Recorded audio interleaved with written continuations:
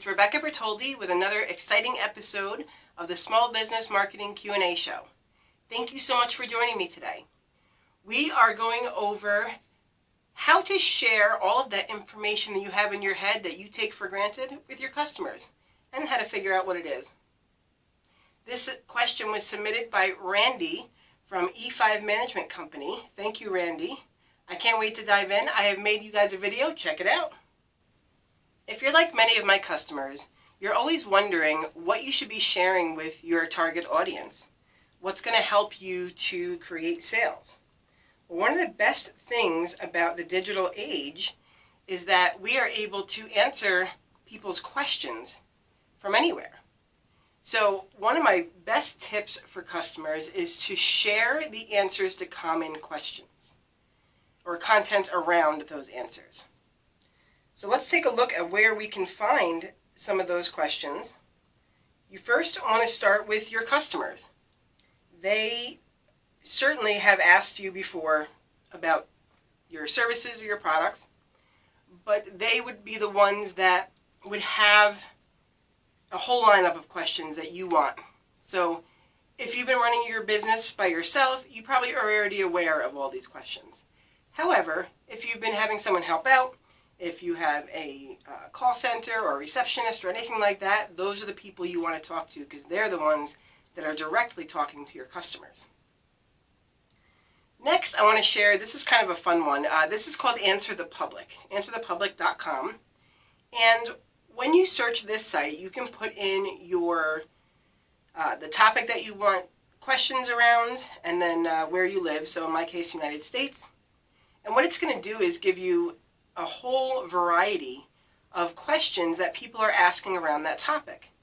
And as you can see, it's organized a bit differently than standard search results that you would see, but it's certainly useful in coming up with content that we know people are looking for the answers to. Reviews of your own products and services or reviews of your competitors' products or services. You scan through them and you can usually find some good questions that came from, customers or potential customers of theirs. And then you can also see sometimes what their objections were prior to purchase. So it might say something like, I never thought working with a business coach would help me out, but you helped me with everything and more. Whatever the review may be, it's something that they never thought a business coach could help them with. So you can use that to your advantage. Here's an oldie but goodie. Check out some competitors' websites. We've been doing this for years, right? This is an easy one. Head over there, see what kind of frequently asked questions they have, because they may have more insight into what customers are asking and they are providing answers themselves. So it's always good to have those questions on there to start eliminating objections on your website. You can also take a look at YouTube. So YouTube has gazillions of videos, I think. There's stuff on every topic you can think of. So take a look, go through the competitors, take a look at the comments on there, take a look at the questions that they are answering, and see if you can adapt any for yourself. The last tip is called the Google Autofill. And this is when you're going to search something out and it starts automatically typing the rest of the sentence. That's because there's a lot of people looking for that. So when those start filling in, it means that there's a lot of people looking. So you can get some ideas right in there, or put in your subject, and then a little bit down, you'll see like a whole block of questions that Google has around that topic. So you can use those as well. All right, so I bet everybody is just swirling with ideas, right? Let's take a look at the types of content we can create. First, we're going to look at some video. Video is king right now, so if you can do video, do some video. It doesn't necessarily have to be, a $10,000 video that you get from a professional videographer company, but it does have to represent you. It needs to be professional and match your brand, and it needs to be something that people can connect with. And to be honest, I've seen a lot of great results coming from those selfie videos that you take just with your cell phone. I've seen great results on Facebook and Instagram with those. So don't discount that kind of video either. Do what works within your budget. Create something that you're proud of and that your customers will find value in. Next, we're going to talk about blogs.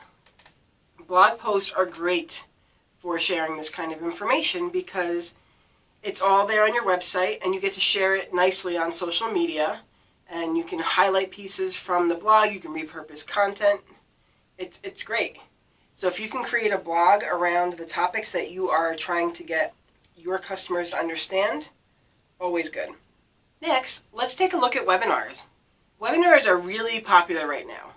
Obviously, the pandemic has made it so we have to do everything virtually. But the good news is that everyone already knows how to use Zoom at this point.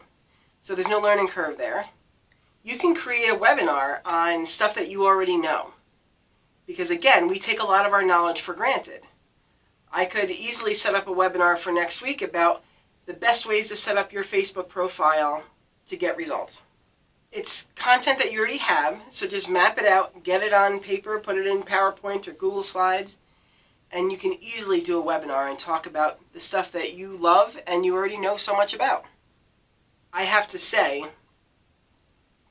that one of the most rewarding things for me is when I do a webinar or something like that and a client comes back to me and says they put something in use, into place. That is like, makes my day every time, without fail. Next, we want to make sure that we're sharing these things on social media.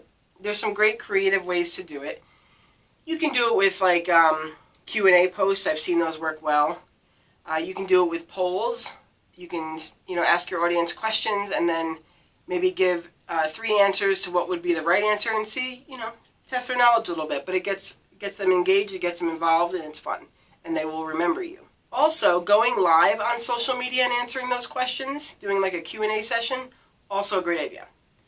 That is something that the algorithm will love and will, the more and more you do it, you'll get the attention and the engagement that you're looking for. And the last thing I wanted to share was ebooks. I have seen so much success with ebooks in generating new leads. So the way I do it is I create an ebook and I use that to help my clients connect with their audience, create a win for their audience, and then from there we can ask them to go to a next step, whether that's a purchase, a webinar, or whatever it is. So they already have a little bit of familiarity with you by the time they're going to purchase, and they trust you because you've already gotten them a small win in their own world. So, the big question is, what are you going to share first? Next week, we're going to dive into the question, do customers really appreciate greeting cards for various holidays? So that's going to be exciting to cover. The holidays are coming, so we better start now. And I am so thankful that you are here today. I'm grateful for you. Please tune in next week, and I hope you have a fabulous week this week. Bye-bye.